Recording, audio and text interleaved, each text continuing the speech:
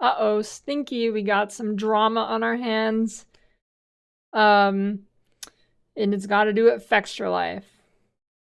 Now, it's not to do with Fextra Life scamming anybody this time or literally committing fraud against the companies that give them money to advertise things by embedding thousands of fake viewers onto their Twitch stream. No, it's not about that. Even though they have stole millions of dollars from game companies through fraud, they still continue to get sponsorships and early access to games. But that's not what this is about. The fraud part, anyways. So they got early access to PoE2 and they uploaded a video today, November 30th. Well, the embargo wasn't up till December 6th. According to PoE, they made a post, which I'll get to. They said it wasn't their fault, but I'll get to that eventually. So they uploaded this video and they had about 35 to 40 hours of playtime. Now, this really isn't a big deal. These people that are reviewing the game journalists, unless one somehow snuck into an experienced PoE player's hands, these journalists could have 5 years with the game and still have a worse start than experienced players. So really, they're not finding OP builds or anything. Probably, they're noobs. That's really not a big deal. But some stuff was spoiled probably from this 35 to 40 hours. I think they were like level 50 plus. It was removed very quickly, but that could kind of remove the hype for some people if they happen to see it.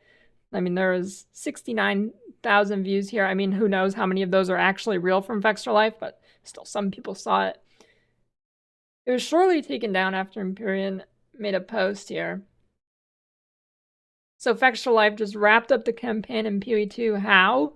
As far as I know, nobody has access to the current build, so he's either playing a full ND8 alpha that will never leave NDA and should not be able to talk about it, or straight up lying. Both options are bad. Yeah, I'm not really a fan of anybody getting the game early, but I understand with the reviewers, and it's not really a huge deal. But Fextra Life getting it and then Fextra Life dropping the ball here, or apparently it wasn't their fault, but whatever. I don't like to give this company benefit of the doubt at all. They're kind of scumbags. So, a few minutes ago, PoE posted this. We've seen some speculation that some people might already have access to the early access version of PoE2. To clarify, some traditional games media have been giving access to review a version of the game. Now, calling Fextra Life a traditional games media is kind of hilarious, but I'll roll with it. Part of the stipulation that media were given is that this is for review purposes only.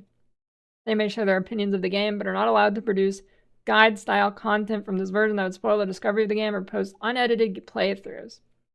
Now, Fextra Life does host guides on their website, so I'm not sure if they're planning to actually support this themselves or what. I mean, if they do, it's definitely not going to be good builds because I'm sure they're noobs, but still, they're a guide website.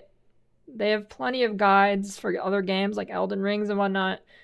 I'm sure that there's going to be guides on their PoE thing eventually, at least for the start. They're not playing on the same servers as the early access version, so none of their progress will be kept.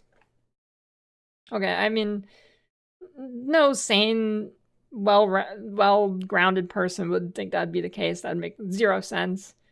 This isn't like Diablo where people can pay to get early access or anything like that. In addition, all of the content they produce is embargoed until the release of early access on December 6th, so no content is supposed to be posted till then. So yep, the post they did on YouTube was an oopsie. Unfortunately, there was a miscommunication with Fextra Life that resulted in a video being posted earlier. This was a mistake on our end and is no way on Fextra Life. Yeah, I really hate the seed. I mean, maybe it really was GG's fault with the communication, But God, I hate to see Extra Life being defended, even if they deserve it. Even if it wasn't their fault. Man, such a blight on streaming. On release day, we want players to be able to make a more informed choice about it if they like to buy a key. We believe that allowing traditional games media access should be able to accomplish without spoiling the game. Now again, Extra Life being called traditional games media, a little bit laughable.